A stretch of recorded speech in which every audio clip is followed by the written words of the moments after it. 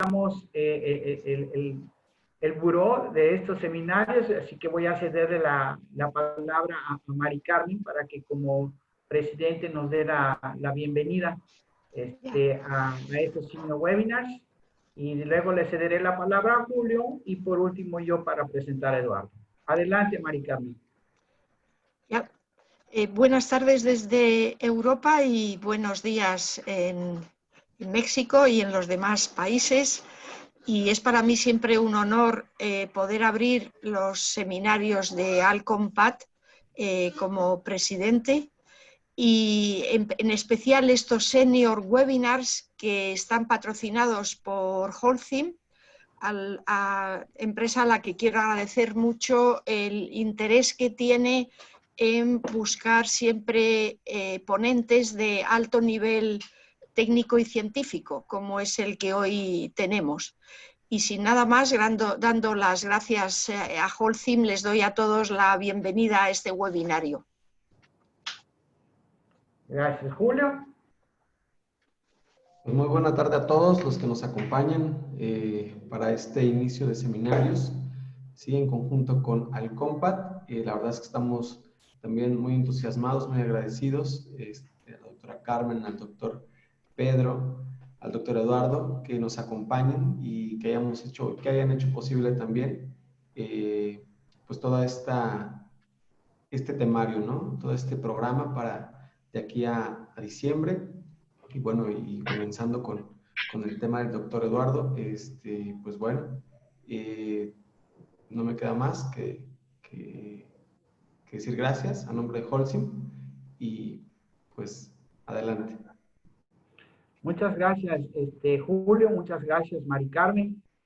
Bueno, pues me voy a permitir presentar a Eduardo, pero antes de presentar a Eduardo, todos ustedes saben que estamos en esta actividad que le hemos llamado Senior Webinars, donde estamos como ALCOMPAT y como Holcim invitando a personalidades en la industria de la construcción relacionadas con nuestro objetivo, ¿verdad?, social, que es la patología de la construcción.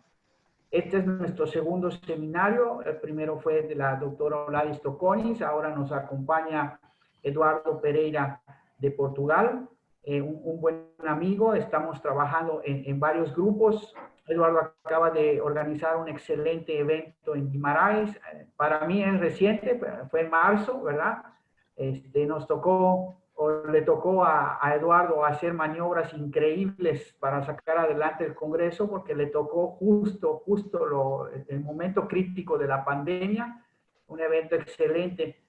Y ahí fue donde me tocó, aparte de ver a Eduardo como organizador, también antes me había tocado verlo como investigador, en particular en China. Ahí estuvimos con Carmen también, donde él presentó excelentes trabajos relacionados con la captura de CO2 ambiental y otros temas, ¿verdad? Así que creímos que Eduardo podría ser un excelente investigador para estar en nuestros senior webinars en esta primera serie y bueno, por fortuna Eduardo pudo y aceptó nuestra invitación y aquí lo tenemos. Así que digo brevemente su amplio currículum de Eduardo. Él es ingeniero civil, ¿verdad? Ha estado de visitante durante mucho tiempo en la Universidad Técnica de Dinamarca, donde él obtuvo su grado de doctor en ingeniería civil. Y bueno, ha estado en la Universidad de Minho desde 2012, donde él es profesor en el Departamento de Ingeniería Civil de la Universidad de Minho en Portugal. Él está especializado en los campos de micromecánica y diseño de compuestos cementicios reforzados con fibra. Ha mostrado, ¿verdad?, donde ha investigado sobre todo aspectos relacionados con el esfuerzo a tensión.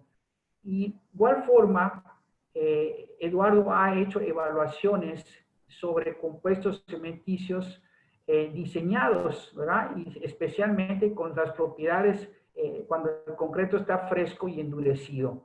Y bueno, últimamente con el autosellado con funciones de autosellado. También Eduardo se desarrolla en otros campos que incluyen la modelación numérica, evalúa muchas técnicas, por ejemplo, para detección remoto de daños. Tiene muchísimos proyectos, uno de ellos es el de ICISI, que es un proyecto estructurado para la próxima generación de monitoreo y manejo de ecosistemas costeros en el escenario del cambio global, del cambio climático global. Y bueno, está envuelto en varias actividades, inclusive de RILEN, ¿verdad? Y en varios, más de 8 o 10 proyectos de investigación y desarrollo en estructuras con materiales compuestos innovadores. En este momento, Eduardo tiene bajo su supervisión a 8 estudiantes de doctorado, 10 de maestría, y ha publicado extensamente en la bibliografía internacional. Y bueno, hay mucho más de Eduardo. Así que yo les invito a disfrutar su presentación. Él es muy didáctico y con la confianza de la familia Alcompat, ¿verdad? Si algún momento hay algún término que ustedes no detecten, pueden ponerlo en el chat. Yo lo voy a identificar, escojo un momento donde interrumpiré momentáneamente a Eduardo para hacerle la pregunta del término y, dado caso, hacer la traducción. Bueno, bienvenido Eduardo, ya estás en modo de compartir pantalla, puedes compartir pantalla para que ya se vea tu presentación. Bienvenido.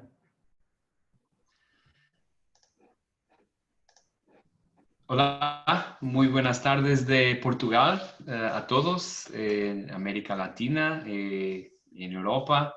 Es un enorme placer estar con vosotros aquí hoy. Yo voy a intentar hablar en portuñol. Estuve un año en Madrid, entonces, pero ha sido mucho tiempo. No sé si está muy correcto. Si tenéis dudas, si no podéis entender lo que hablo, por favor, me interrumpéis.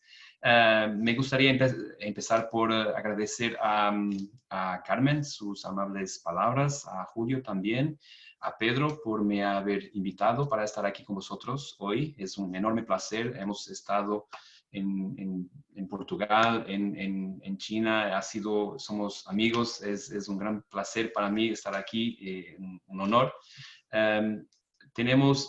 Yo vengo de Universidad de Minho, ISISE es un instituto de investigación en sostenibilidad e innovación en estructuras. Entonces nos dedicamos sobre todo a análisis estructural. Y recientemente un poco más mirando los materiales desde el punto de vista estructural o microestructural. Es el caso de los compósitos de matriz cimenticia, que son desarrollados para que sean dúctiles en tensión, y también tipos de refuerzo innovadores. Hoy en particular voy a comentaros un poco sobre la investigación que estamos haciendo con ligas metálicas con comportamiento superelástico. Y tenemos otras también poliméricas en nuestro grupo. Si estáis interesados, podemos también discutirlo después. Bien, para que no me quede mucho tiempo en el título, y probablemente tengo en la pantalla muchos slides que voy a pasar, pero si queréis discutirlos después, en el final podemos volver hacia atrás. La motivación es, como estaba comentando, siempre el tema de ductilidad en este caso particular. Sabemos que desde siempre el hormigón ha tenido su desventaja es el factor de que no es dúctil, es frágil. Entonces tenemos que añadir refuerzos para que se comporte de forma más dúctil. Pero en casos extremos, para acciones extremas, tenemos siempre una debilidad. El hormigón no se comporta siempre bien. Tenemos una evolución muy grande de todas las reglas de proyecto que nos ayudan a diseñar estructuras que son dúctiles, pero si podemos mejorar un poco más y aumentar lo que hoy se comenta mucho, que es la resiliencia, tanto mejor. Entonces, esta es una de las motivaciones. Otra es el problema de los ambientes muy agresivos y en particular, en nuestro caso, estamos intentando desarrollar sistemas estructurales que podamos usar para estas estructuras de arrecifes artificiales en zonas que están expuestas a hidrodinamismo, a corrientes, olas y ambientes muy agresivos. Y aquí, en particular, estamos mirando una solución que que está basada en estructuras metálicas galvanizadas y hormigón, pero sabemos que su durabilidad no es infinita. Entonces, es muy importante que este hormigón pueda controlar las fisuraciones y pueda impedir la entrada de los elementos agresivos.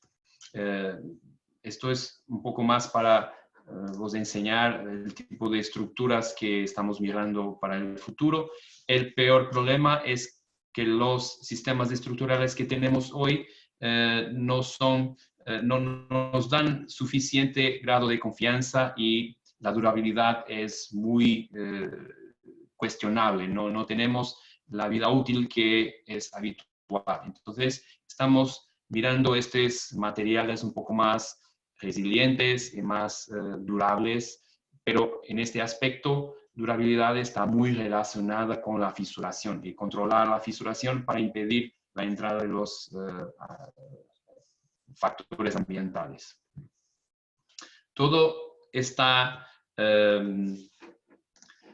todo se puede resumir a la forma como el hormigón fisura, como las grietas o las fisuras se desarrollan en el hormigón o los compósitos de matriz cimenticia. Entonces, hemos dedicado mucha atención a estudiar e interpretar cómo este tipo de materiales se fisura y cómo parte.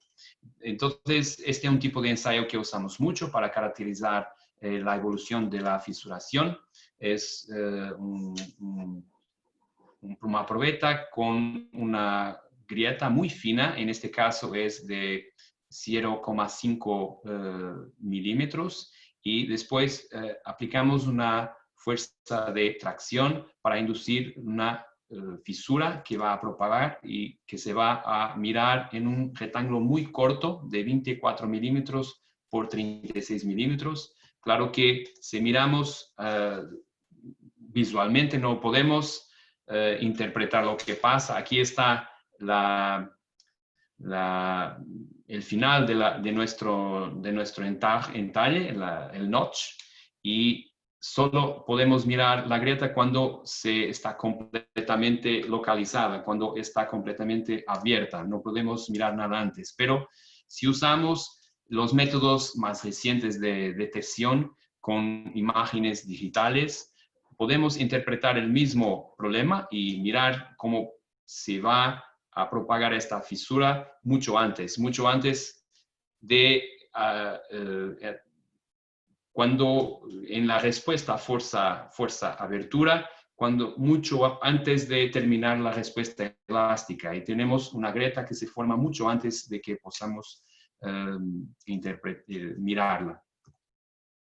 Claro, nuestra intención, y porque me parece que estos conceptos son más o menos de conocimiento de vosotros, la intención es que podamos ayudar el material que es frágil a soportar tensiones. Entonces, lo que hacemos es añadir las fibras, que pueden ser en general fibras macroscópicas o fibras un poco más pequeñas y más cortas que nos ayuden a controlar mucho mejor la fisuración. Entonces, con esto, la intención es desarrollar, diseñar materiales que puedan controlar la fisuración.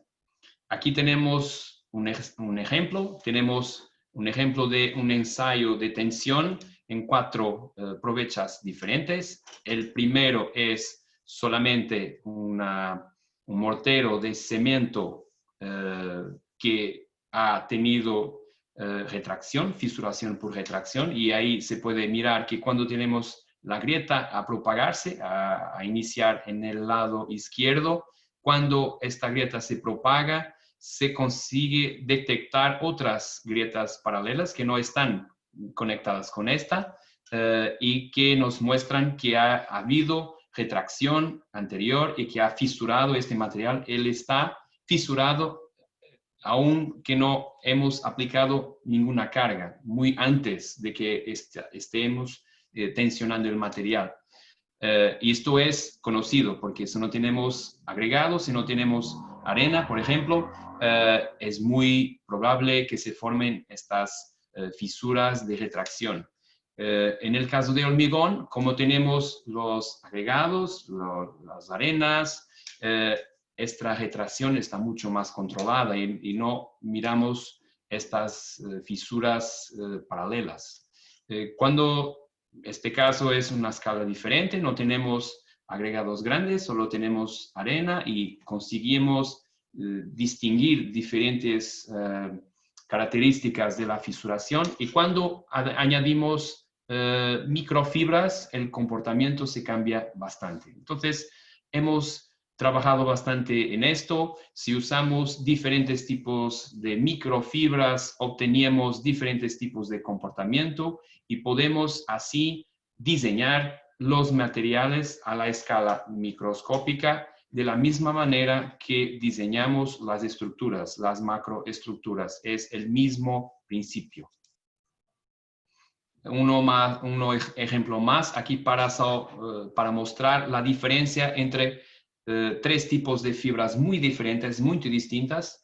Las tres son microfibras, no son macrofibras, su diámetro es microscópico, pero tienen naturalezas muy diferentes. Y con estas tres tipos de microfibras, el mismo teste con la misma entalle, la forma como la fenda propaga es muy diferente. Esta es la fase elástica en el inicio, y después cuando empieza la fisuración se puede ver que la fuerza sigue aumentando y no hemos aún atingido el máximo y aún ya tenemos la grieta, la fisura completamente formada. Y esto solo lo podemos percibir cuando podemos hacer imágenes. Esto no es la imagen real del probete, esto es una imagen con tratamiento de imagen que hacemos después para poder detectar estas grietas o estas fendas. Si miramos un poco más en la respuesta y la forma como estas fisuras se propagan, en el final sabemos que macroscópicamente solo hay una fenda final macroscópica, porque estas provechas parten así y lo que vemos es una pequeña fenda de, en este caso, 30 milímetros, muy pequeña, pero lo que pasa en la realidad es muy distinto. Microscópicamente, el proceso de fisurado es muy complejo y esto puede afectar durabilidad y el comportamiento mecánico. Estamos hablando de este tipo de materiales que cuando tensionados no se parten.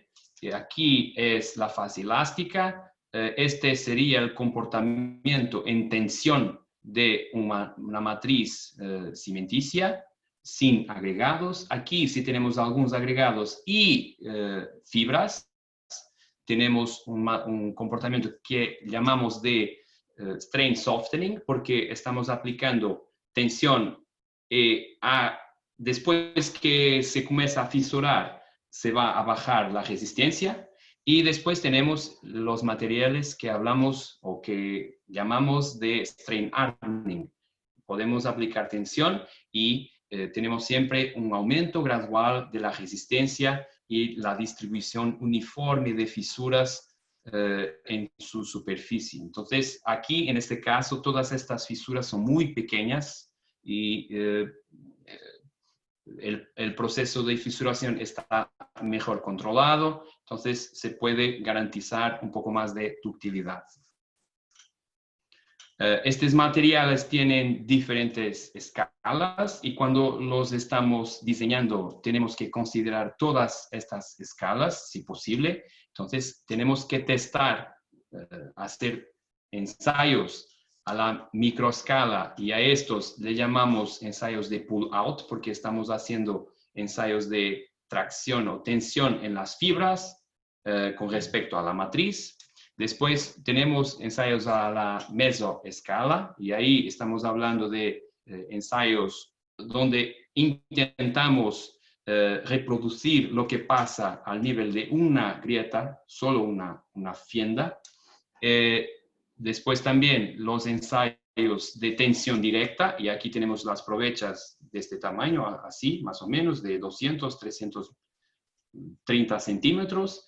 En tensión, en flexión, en compresión, como vosotros conocéis, y después los ensayos de macroescala en flexión, en compresión, en tracción o tensión y todo eso, para que se pueda diseñar estos materiales. Un poco más cerca y voy a continuar. Entonces, esta es más o menos, si tenéis interés, podéis consultar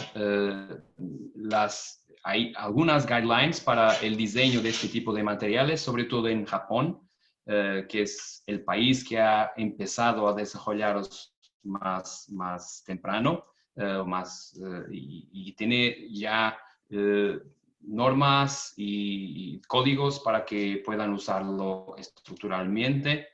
Y también muchas publicaciones hace 20 y 30 años de varios grupos de investigación.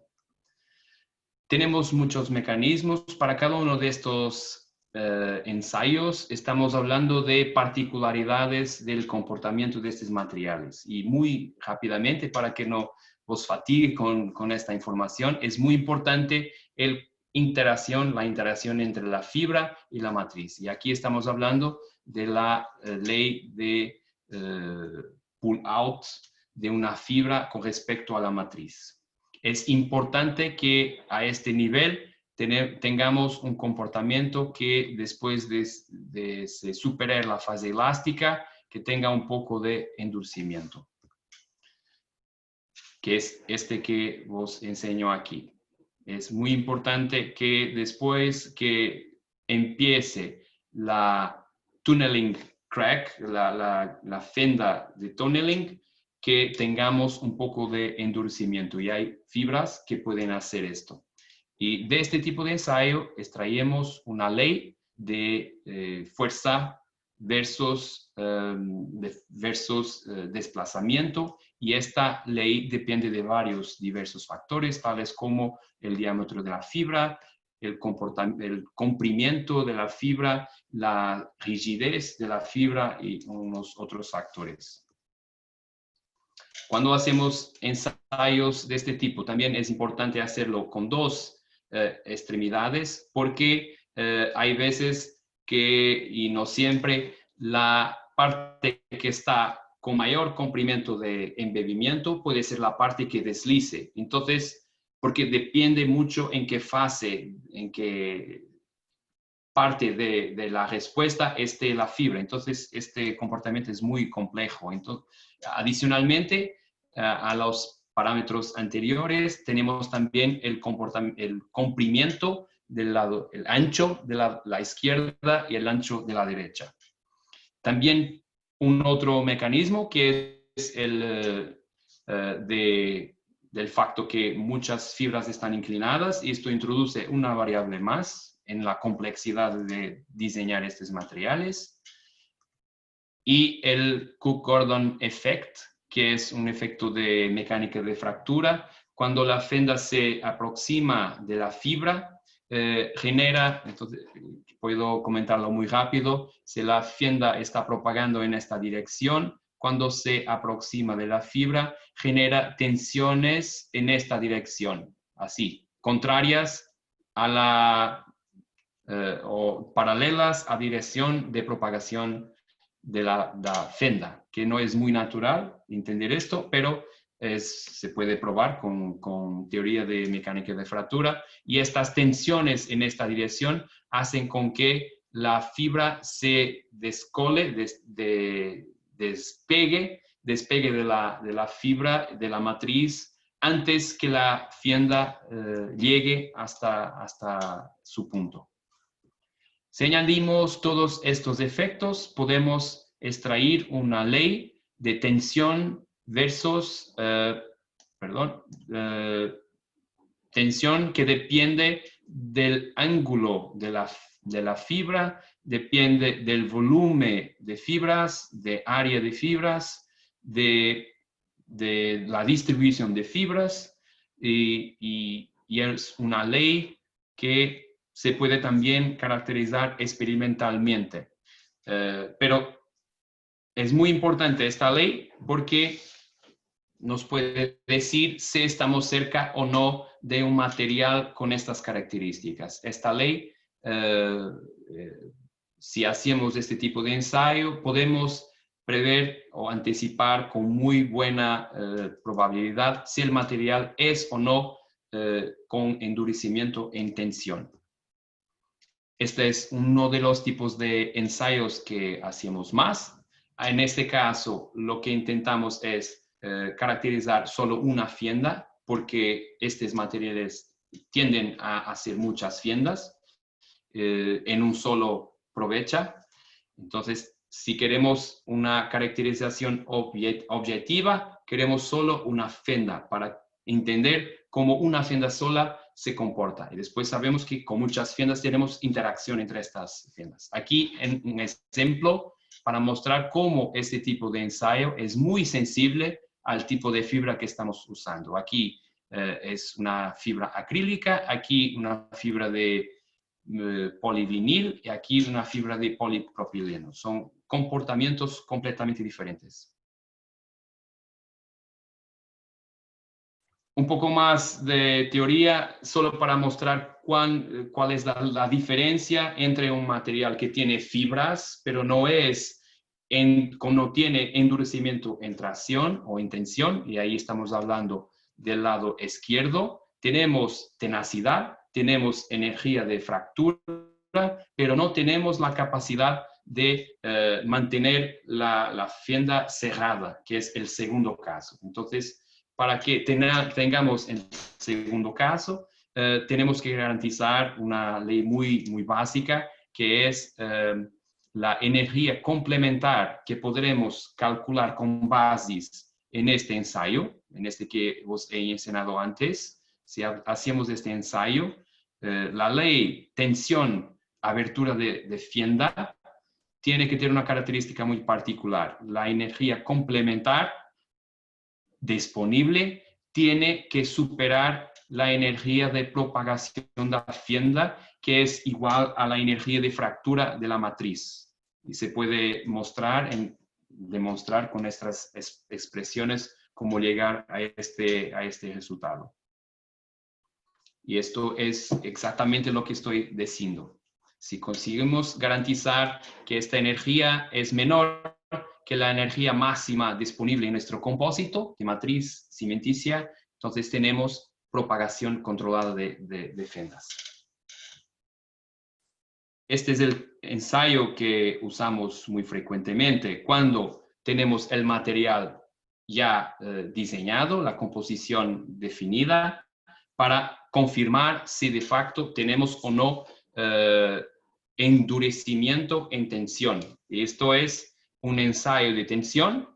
Aquí tenemos la tensión de tracción, aquí tenemos la extensión en tracción, la fasis elástica, aquí la fasis elástica, y después cuando empieza a fisurar hasta que se parta. La última fisura, aquí tenemos 3 testes diferentes, 3 ensayos, y podemos mirar aquí cómo van evoluyendo o cómo lo que se mira en la superficie del material. Esto es lo que obtenemos durante el ensayo de tracción, de tensión, en un provecha, cuando usamos tratamiento de imagen para interpretar el proceso de fisurado.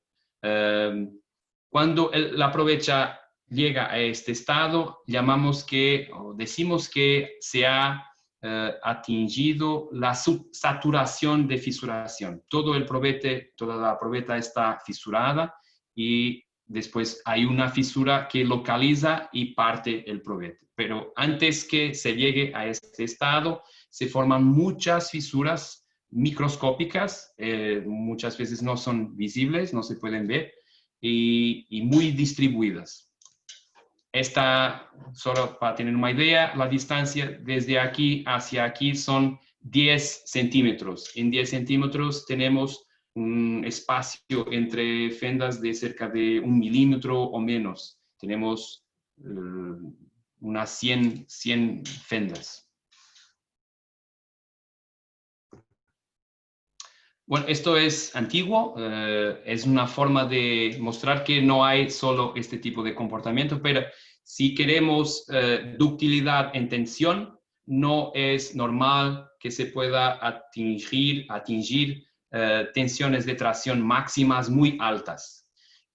En contraste, si queremos que nuestro hormigón tenga una tensión de tracción resistente muy alta, no es común que también se consiga ductilidades muy elevadas, porque estos dos parámetros son antagónicos. O queremos algo que se deforme mucho, o queremos algo que resista mucho.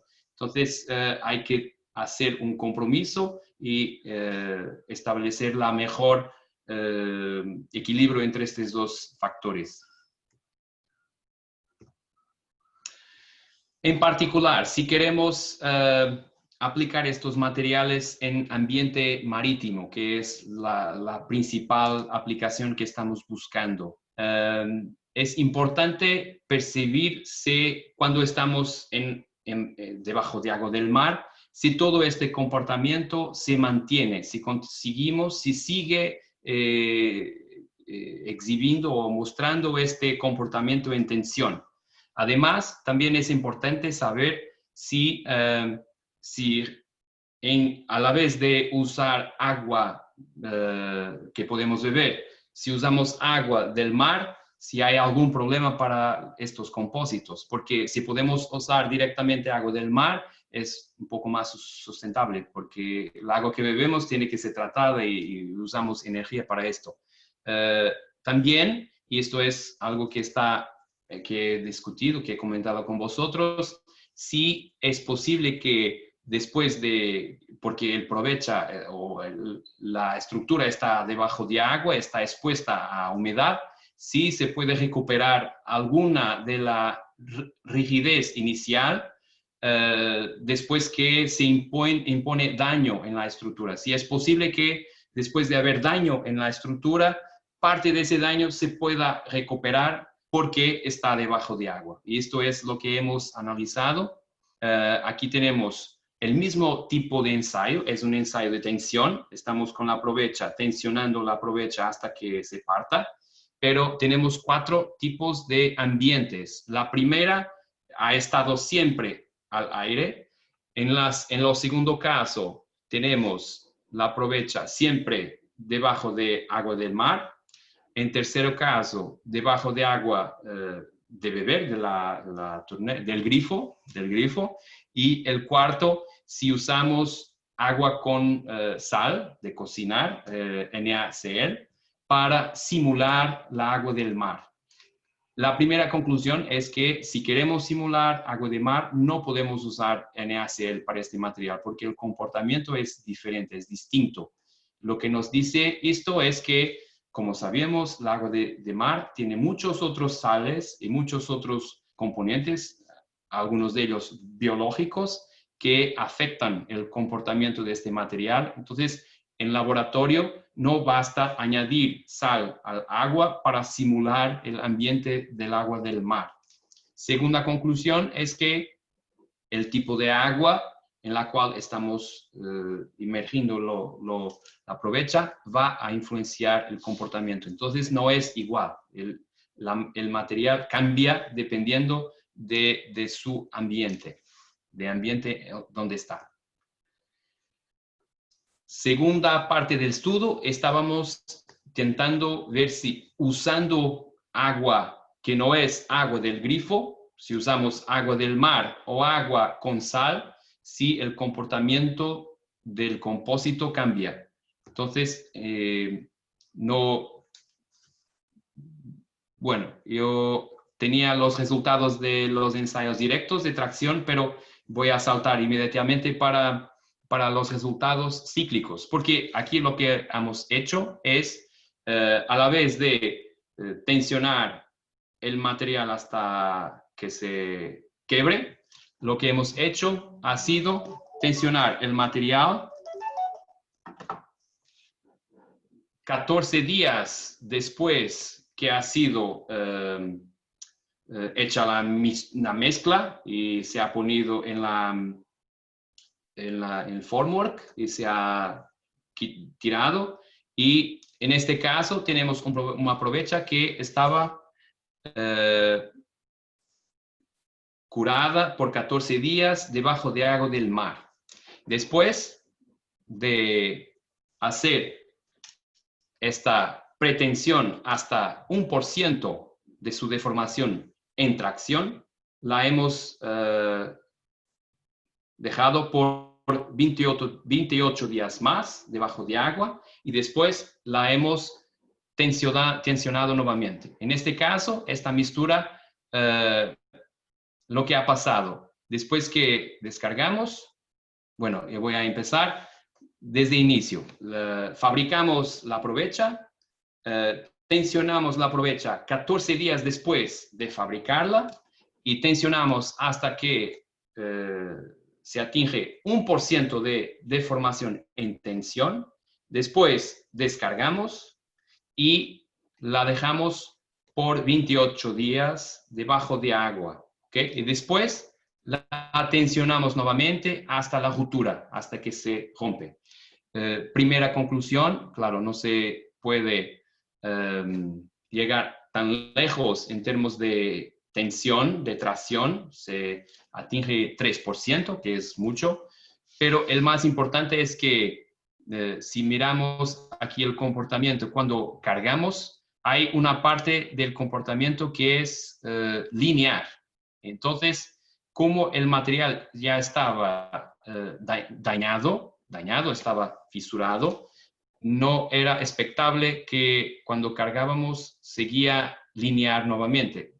Tendría que tener una rigidez menor, pero ha recuperado parte de su rigidez porque todas estas fiendas son muy pequeñas y muy apretadas y como tenemos materiales cimenticios, tenemos una reacción secundaria y parte de la rigidez inicial se ha recuperado.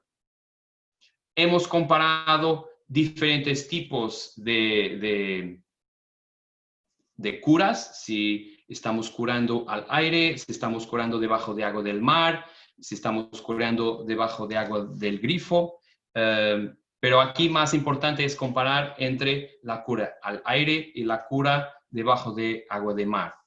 Y aire, claro, no es probable que se recupere mucho porque no hay agua suficiente para estas reacciones secundarias, pero en caso de cura debajo de agua de mar, hay una recuperación muy significativa. Se puede comparar y es claro que hay aquí una fase elástica muy sustancial. No es muy constante, no es muy consistente. Tenemos que mirar cómo estamos haciendo estos ensayos, pero si dañamos el probete y se va abajo de agua de mar por 28 días, después ha mostrado esta recuperación sustancial. Hasta 2 megapascal en tensión es comportamiento elástico de nuevo. Esto es muy, muy fuerte para un material como cimiento, que no tiene mucha ductilidad, o no tiene ductilidad ninguna, es frágil. No se pueden mirar las fisuras, son muy finas, no se puede mirar con el ojo. Tenemos que usar fotografía y esto es lo que hemos hecho. Aquí, antes de mostraros con fotografía, enseñaros con fotografía, la comparación entre la cura al aire y la cura en agua con sal. No es tan eficaz. Nos parece que cuando la cura es debajo de agua de mar, se recupera mucho más de la rigidez inicial, y esto no está explicado tampoco. Puede ser que sea por otros minerales o por organismos biológicos, y tampoco se puede mirar fisuras en la superficie antes y después, sin ningún accesorio. Aquí tenemos el análisis que hemos hecho con fotografía digital. Si hacemos el acompañamiento de todo lo que ha pasado con fotografía, aquí tenemos la fase 1, comportamiento elástico en tracción. Las fisuras empiezan en la probecha hasta 2. Entonces, hacemos esto a los 14 días de edad, lo descargamos, dejamos debajo de agua por 28 días y después cuando cargamos nuevamente tenemos la fase 3 y tenemos una parte de este comportamiento que es elástica y después empieza nuevamente la abertura de las fisuras que estaban abiertas antes y después de aquí adelante tenemos nuevas fisuras abriendo hasta que el probete se quebra. Y todo este proceso está documentado en estas figuras desde 1 a 5 y se puede ver que cómo se pasa este proceso cuando la probeta está debajo de agua de mar. Cuando tenemos la cura debajo de agua con sal, es un poco diferente y podemos comparar. No tenemos tantas fisuras y las fisuras están con un espaciamiento un poco más ancho, pero también se consigue identificar un poco de recuperación de la rigidez inicial. También es importante percibir que no perdimos la extensión máxima y la tensión máxima que el compósito soporta. Bueno, esta es la primera parte que está relacionada con la recuperación de rigidez o resistencia inicial. La segunda parte es también volviendo a la motivación inicial, que es estos materiales no son dúctiles, y cuando hablamos de, por ejemplo, acciones extremas como el sismo o como otras explosiones, hay dos características que buscamos mucho. La primera es la resistencia al daño y la segunda es la capacidad de recentramiento. Y me perdonen porque no sé cómo lo decir en español, pero básicamente la estructura se deforma con un sismo, pero tiene la capacidad de volver a su geometría inicial, al menos parcialmente. Y esto es bueno porque nos ayuda a evacuaciones y todo. Entonces es algo que se busca hace algún tiempo y para esto se procura usar los materiales con propiedades superelásticas. Entonces, para esta motivación hemos hecho alguna investigación y mirando, por ejemplo, este ejemplo de los puentes que son fabricados por avanzos, por voladizos. Si usamos este ejemplo para hacer unos ensayos, lo que hemos hecho es simular en un modelo a la escala 1:50 los dos montantes y el refuerzo, pero a la vez de usar refuerzo metálico, usamos refuerzo con materiales superelásticos. La respuesta que hemos obtenido es muy diferente. En el primer caso, con un metal, hemos obtenido esta respuesta y tenemos aquí el comportamiento esterético, que es un poco ancho porque los metales comunes tienen plasticidad. Entonces, cuando invertimos la curva de respuesta, hay siempre una parte aquí que es ancha. Pero cuando cambiamos el tipo de refuerzo para los materiales superelásticos, hemos obtenido lo que está azul. La porcentaje de refuerzo es la misma, la área de refuerzo es la misma. Y en el segundo caso, en azul, también hemos cambiado la matriz, que antes era hormigón, por una matriz que es el compósito con resistencia en tensión, con endurecimiento en tensión. Para interpretar esto, para percibir un poco mejor cuáles son las ventajas de combinar estos dos materiales, hemos hecho una serie de testes, de ensayos en tracción, en tensión, de probetas de compósito de matriz cimenticia reforzado con microfibras y también con refuerzo de material con memoria de forma o material superelástico.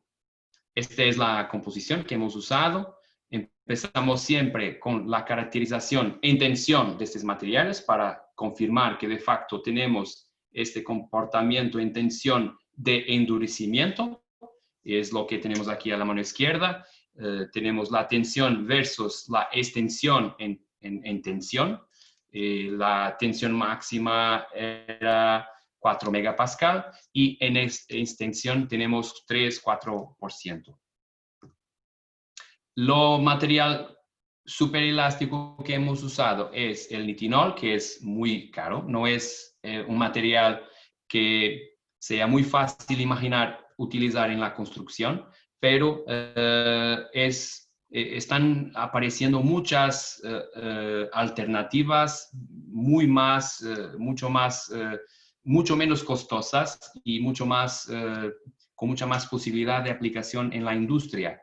Tenemos que esperar un poco más porque eso se está desarrollando, pero sus propiedades son muy similares entre este tipo de materiales. Aunque nitinol es un material especial, es usado en aeroespacial o para prótesis, medicina, es importante que se perciba que hay muchas veces, si usamos en una cantidad muy pequeña, en aplicaciones muy especiales, en puntos críticos de las estructuras, pueden ser benéficos. O entonces los sucedáneos que se están desarrollando ahora y que son mucho menos costosos. Pero lo importante es que el mismo material nos puede dar dos tipos de comportamiento diferentes. Puede ser el comportamiento superelástico, que es el que tenemos aquí, o el comportamiento de memoria de forma, que es básicamente lo deformamos y con temperatura vuelve a su estado inicial.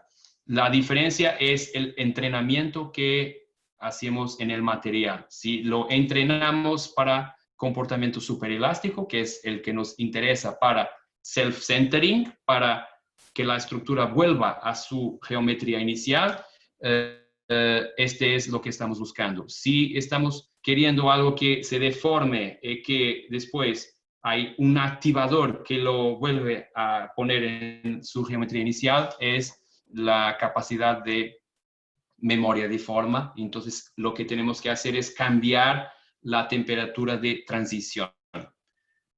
Otros tipos de material que tienen el comportamiento parecido, pero no es tan espectacular como nitinol, pero hay muchos otros que están siendo desarrollados hoy mismo y que me parece que en los próximos 5 o 10 años van a ser de común utilización.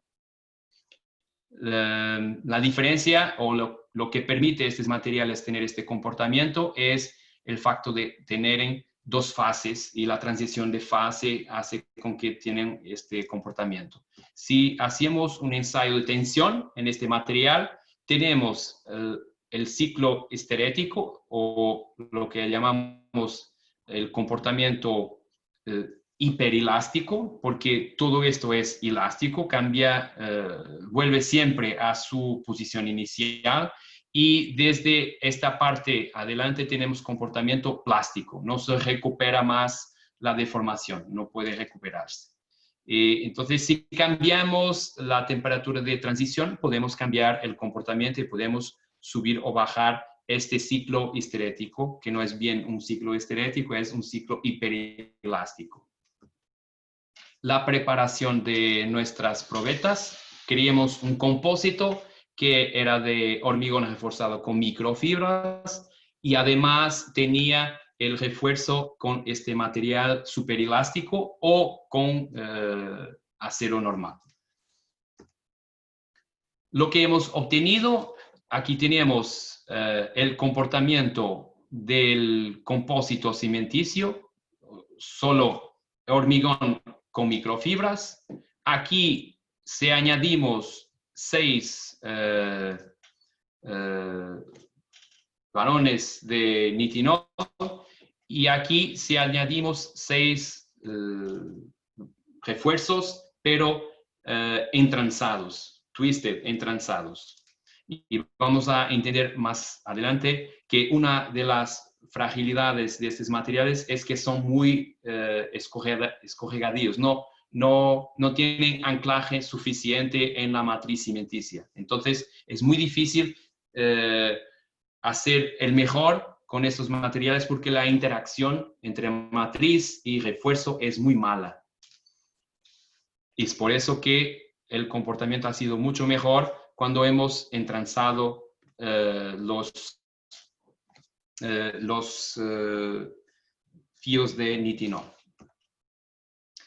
Si miramos la superficie de las provechas, también concluimos que la fisuración no ha mejorado.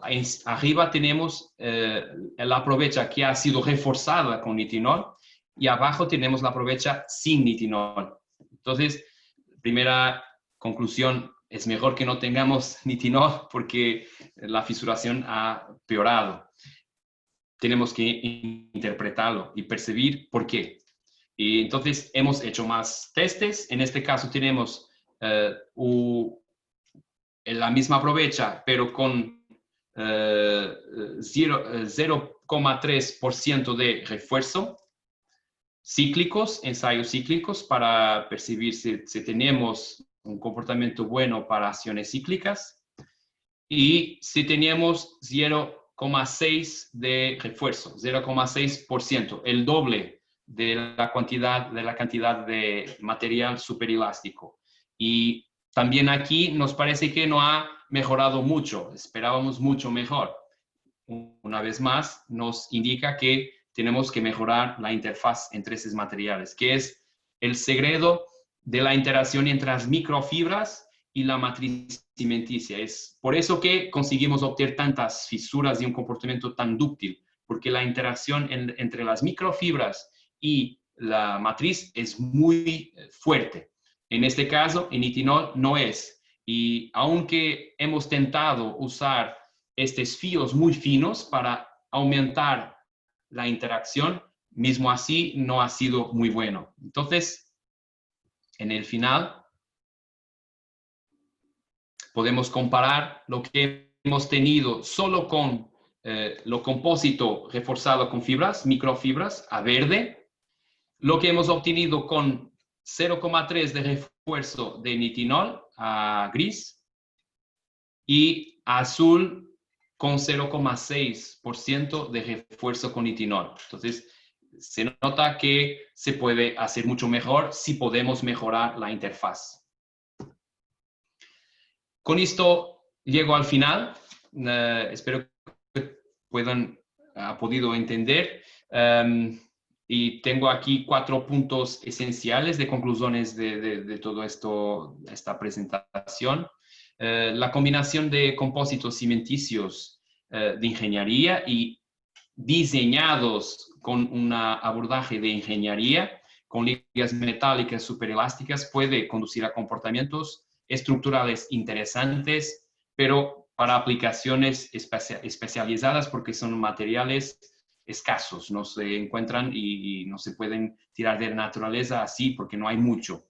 Pero hay sucedáneos, están siendo desarrollados principalmente de basis fejosa, que son mucho más accesibles.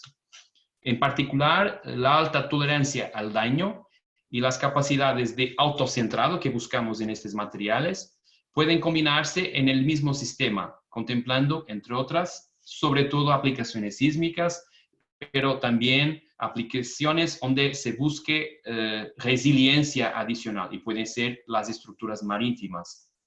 Sin embargo, es necesario modificar la interfaz entre estos dos materiales que son muy diferentes porque no se está obteniendo el mejor de los dos. En realidad, se ha obtenido un comportamiento peor, que no es razonable, pero si interpretamos, conseguimos entender, porque estamos sobreponiendo dos leyes de tensión en las cuales la interfaz es fraca, entonces hay concentración de tensiones a lo largo de nuestro probete o probecha y ahí tenemos las fisuras, no tenemos una distribución de fisuras como teníamos antes. Y esto hay veces que no es directo, pero tenemos que entenderlo para poder mejorarlo.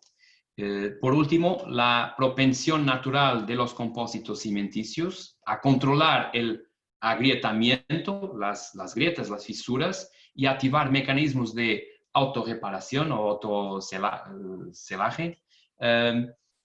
Estas propiedades se fueron adicionadas o usadas adicionalmente con refuerzos de este tipo, sofisticados, nos pueden en el futuro, cuando sean todas bien combinadas, dar lugar a soluciones que simultáneamente puedan aumentar la durabilidad, la ductilidad, resiliencia y en última instancia, si nos dan mucho más durabilidad, pueden ser más sostenibles, porque todos estos materiales son intensivos en términos de recursos y de energía. Entonces, solo pueden ser sostenibles si pudieran aumentar muchísimo la durabilidad. Y esto es la principal característica de estos materiales. Bueno, con esto termino mi presentación.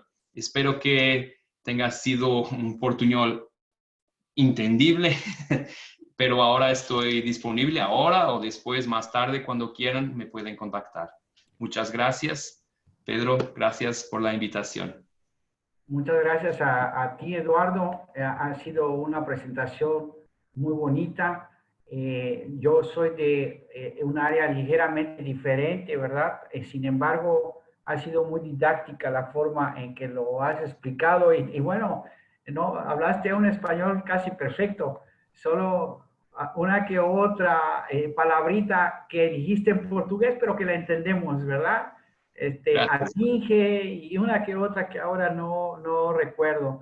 Y mira, en la internet, o sea, perdona, en el chat, se están haciendo comentarios que voy a, primero abro una breve sesión de preguntas-respuestas. Los que gusten preguntar algo lo pueden hacer a través del chat, ¿verdad? Entonces, Oscar Cabrera agradece mucho por compartir tu trabajo, dedicarnos tu tiempo. Dice que es muy buena exposición y que se entendió perfecto. Oscar es de Argentina. Tomás Morocho de Ecuador nos dice una excelente presentación. Felicitaciones. Mari Carmen nos dice que se entendió perfectamente. Un enfoque muy interesante. Podría ser, yo comenté que si alguien gusta abrir su micrófono, su cámara y hablar, lo puede hacer. Celso parece que quiere hablar.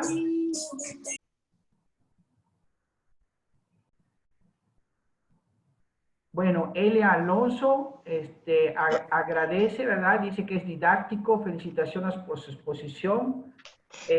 Y pregunta sobre los subtítulos del nitinol, que qué es lo que contendrían. Sustitutos del nitinol, qué es lo que contendrían.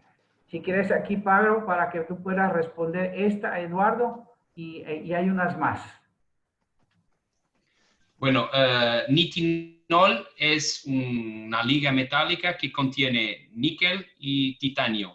Entonces es compuesta de dos metales muy costosos y muy, bueno, en portugués decimos raros, pero no es raros, no es muy fácil encontrarlos en la naturaleza. Los sustitutos que se está desarrollando y hay una empresa de Suiza que está en el mercado y me parece que está casi lo comercializando, está desarrollando material de este tipo en que la base es ferro, iron, en español se dice ferro. Entonces Fierro. es mucho más accesible. Tienes ferro en la naturaleza y es mucho más fácil de desarrollarlo y de lo disponibilizar a todos. Pero no está tan desarrollado como nitinol, que tiene una historia muy larga, tiene una historia de 20, 30 años en aplicaciones muy sofisticadas en aeronáutica, aeroespacial. Entonces, me parece que este tipo de material ferroso también tiene que hacer el mismo camino, pero va a ser muy rápido, porque hoy todas las tecnologías se desarrollan muy rápido. Pero si buscas, en Suiza hay una empresa que está desarrollando y me parece que está aún disponible para aplicar. Puedo después, más tarde, buscar el contacto y enviar. Si está interesado, me puede enviar un email y le puedo encaminar para esta empresa. Muchas gracias, Eduardo. Hay más felicitaciones. Cristian Espinosa, asunto muy interesante. Leonel Velázquez agradece también y pregunta, ¿qué tipo de diseño se efectuaría para realizar pavimentos con SC? Sí. Depende del tipo de pavimento, si es un pavimento para cargas muy fuertes o si es para cargas, bueno, sabes, yo no soy especialista en pavimentos, pero esto es una variable importante. Además,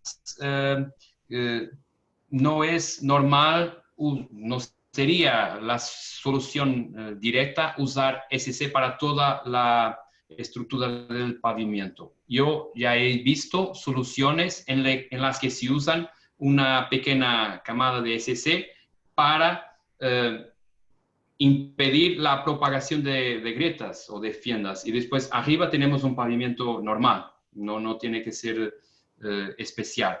En otros casos se usa también para las zonas de junta, cuando tenemos las juntas de dilatación o las juntas de desnivel, y ahí se quiere algo que tenga alguna capacidad de formarse, podemos sustituir las juntas por SC, porque no son muy grandes y se comporta muy bien. Es una laja, una placa continua, no tenemos que tener la junta. Estas son dos aplicaciones. Si buscabas un material para hacer todo el pavimento, probablemente no se buscaría el SC con más ductilidad, sino un SC con menos ductilidad y un tipo de fibra que se pueda usar con más cantidad, porque el mejor comportamiento que se obtiene es con un tipo de fibra que es un poco más cara y se puede obtener un comportamiento mediano con una fibra bastante más barata, pero que es suficiente para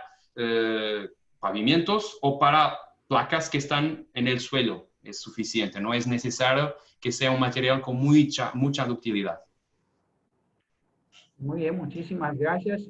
Eduardo, tenemos 3 preguntas más. Vamos a decir 3 preguntas más.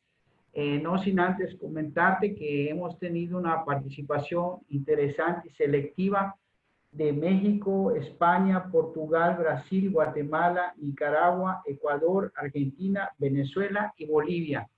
Y precisamente de Venezuela, del amigo Miguel Sánchez, una felicitación que nos dice muy interesante la exposición desde el punto de vista estructural y durabilidad. Mari Carmen Andrade agradece y pregunta sobre si tienes ensayos de healing en probetas no tan jóvenes, ya que el self-healing puede estar influido por el grado de hidratación.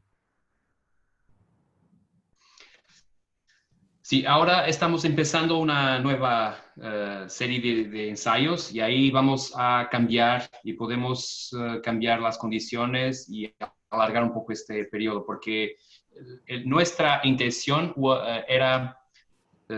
estaba orientado para las estructuras marítimas que muchas veces cuando son ejecutadas, cuando son construidas, en cuanto son jóvenes, son sujetadas a cargas y se dañan. Y queríamos saber si este daño es importante o no, o si es posible recuperarlo después. Entonces, en esta fase en que el material no es muy resistente, si es dañado, si esto es malo o no. Y entonces, por eso hemos buscado estos tiempos muy cortos. Claro, en los tiempos muy cortos, como hay mucho material por hidratar, tenemos mucha más posibilidad de reparación, de self-healing.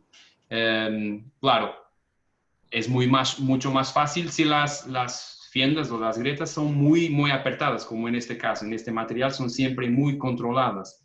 Pero tenemos que también en el futuro mirar si esto se sigue observando para edades más largas. Me parece que no va a ser tan evidente porque no tenemos tanto material para hidratar, pero me parece que como son grietas muy apretadas, vamos a seguir teniendo una autorreparación parcial. ¿Sí?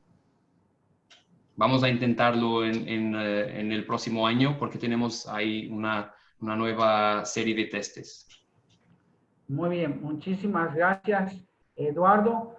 Voy a decirte la última pregunta y luego contesto yo unas que son administrativas, ¿verdad?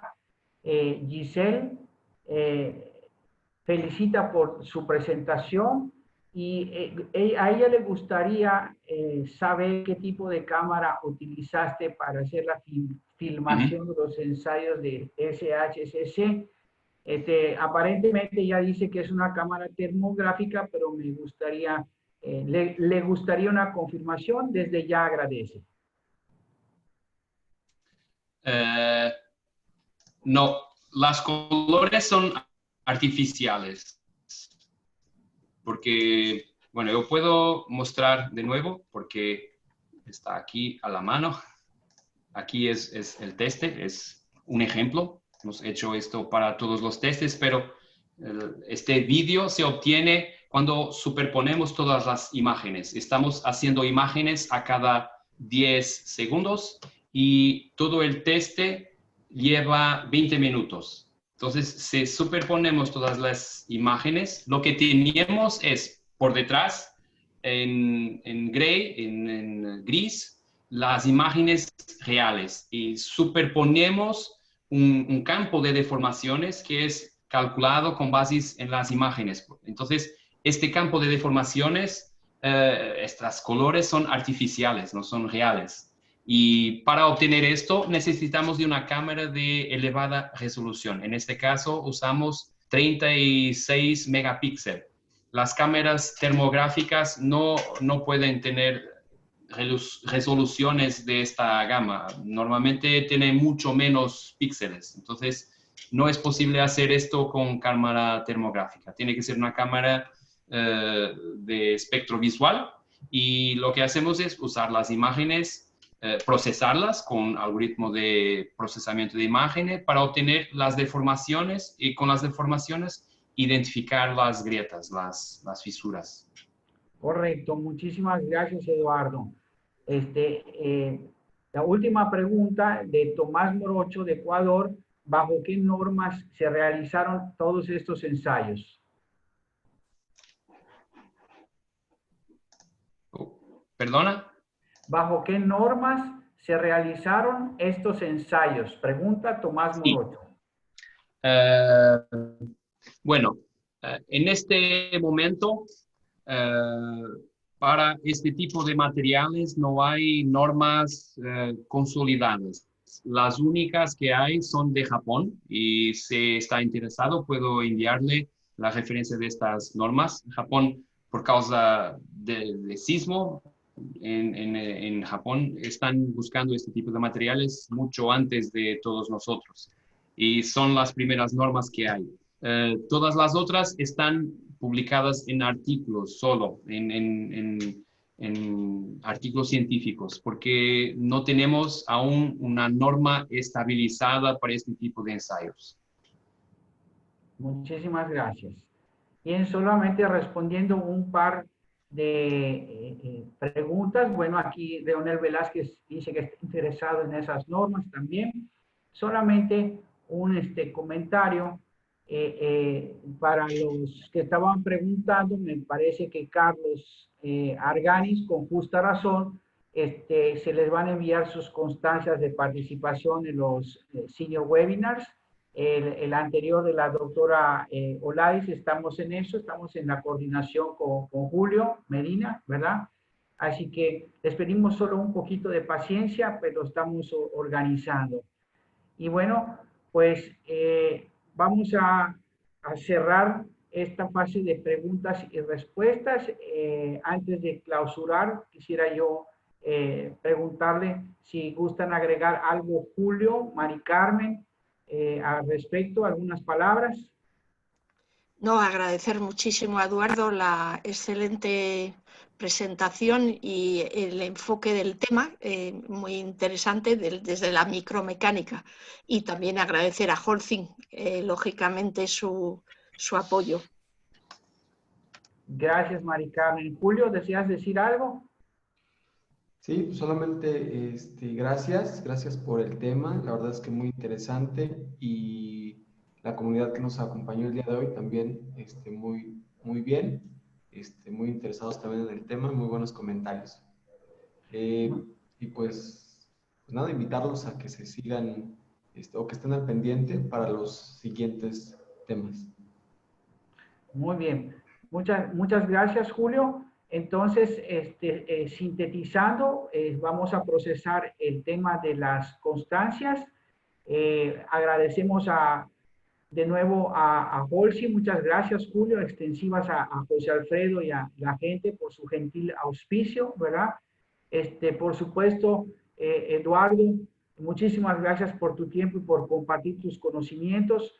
Creo que lo que yo me sentí muy gratamente sorprendido, ya dijo Mari Carmen y lo han dicho los demás, ¿verdad? Es cómo en forma original has podido captar y mostrar las grietas y explicarlo, ¿verdad? Con tus diagramas, esfuerzos de formación. Eso es para los que no somos estructuralistas.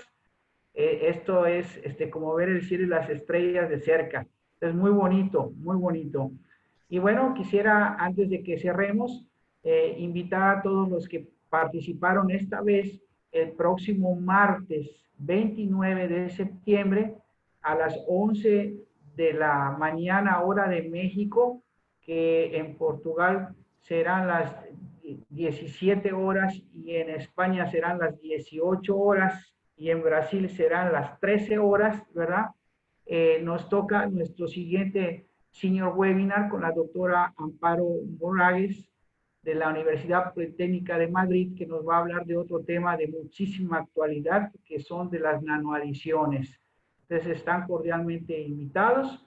Por supuesto, esta sesión está grabada y será compartida, fue retransmitida en Facebook y en YouTube por Alexia Sosa y por Natanael León. Muchísimas gracias a todos y pues nos vemos el martes si todo marcha bien. Hasta pronto. Gracias por la invitación y todo de bueno para vosotros y para el webinar. Gracias. Hasta pronto. Gracias. Adiós. Gracias.